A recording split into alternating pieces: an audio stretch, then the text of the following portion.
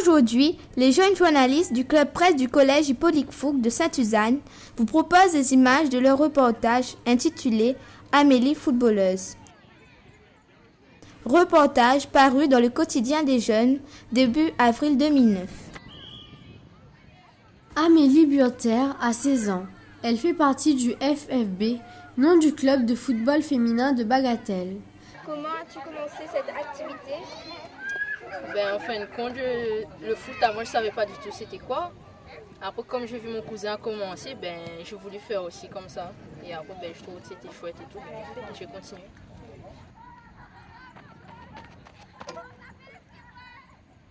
Elle joue depuis 8 ans déjà et occupe un poste particulier mais essentiel, celui de gardienne de but. En fin de compte, c'était dû à un remplacement une fois, après on a trouvé que j'étais pas mal à ce poste. Donc j'ai continué là-dedans après.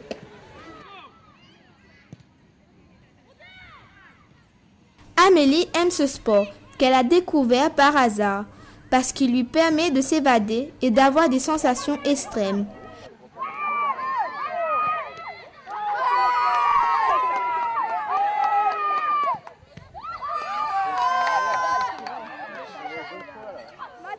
Il faut être très motivé, car parfois, lors des matchs, on n'est pas à l'abri des coups. Il ne faut pas avoir peur de s'interposer en se jetant dans les pieds des joueurs adverses et on peut se blesser ou être blessé. C'est la responsabilité du gardien que de défendre son but, alors il faut être capable de se sacrifier. Quel genre de blessure? Au bras.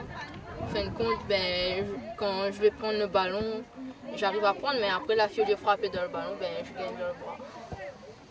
Et ça ne te décourage pas? Non. C'est ce qui te plaît dans ce... Ouais. C'est un sport très physique qui demande de l'endurance. Pour être footballeuse, il faut jouer en équipe et être fair-play. Savoir jouer en équipe déjà, et aussi fair play. Et après avoir aussi quand même un niveau sportif.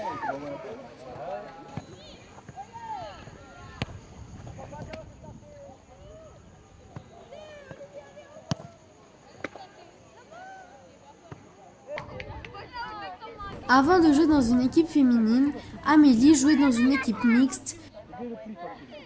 Quelquefois, les garçons sont étonnés de la voir jouer. Ils la taquinent, mais parfois aussi la complimentent.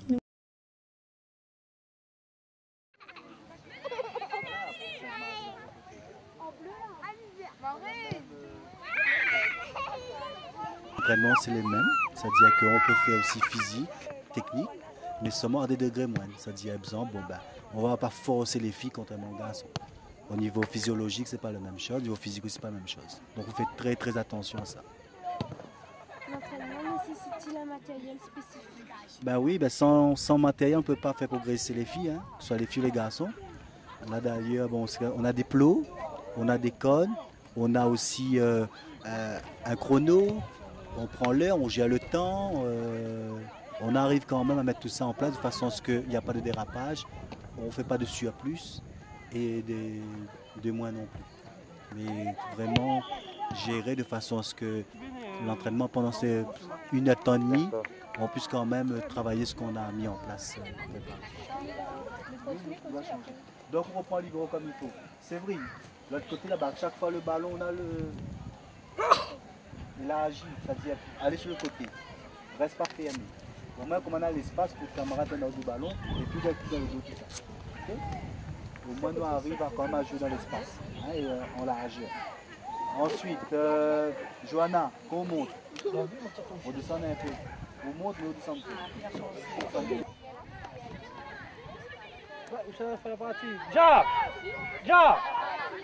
Je pense que le football féminin, ça a été inclus dans le championnat dans les années 80. Dans les années 80.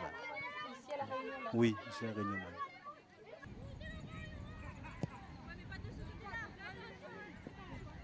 L'histoire du football féminin commence en 1917, en France. Mais il faut attendre 1968 pour que le football féminin soit vraiment lancé. En 1971, l'équipe de France féminine dispute son premier match. Puis, en 1996, le football féminin devient discipline olympique.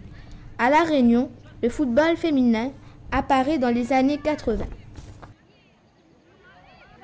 Alors mes équipes, c'est Saint-Benoît, Saint-Pierre, Sainte-Marie, nous-mêmes aussi.